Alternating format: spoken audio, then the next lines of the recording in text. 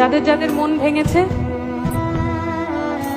তাদের জন্য একটা কথা বলতে চাই যে এই তালাটাও ভালো, এই চাবিটাও ভালো, শুধু এই তালাটা এই চাবির জন্য না। আমি জানি না আমি কি বুম্বাদাকে দেখছি বা এনি চান্স, জানি না, আমি হয়তো হ্যালুসিনেট করি প্রসেনজিৎ চট্টোপাধ্যায়কে মাঝে মাঝে। আর যদি কেউ কখনো তোমায় ছেড়ে চলে যায় তাকে বলে দিও তুমি অন্য কারোর সঙ্গে বেঁধে। সবাই মিলে একটু গাই, একটু গাইবো তো?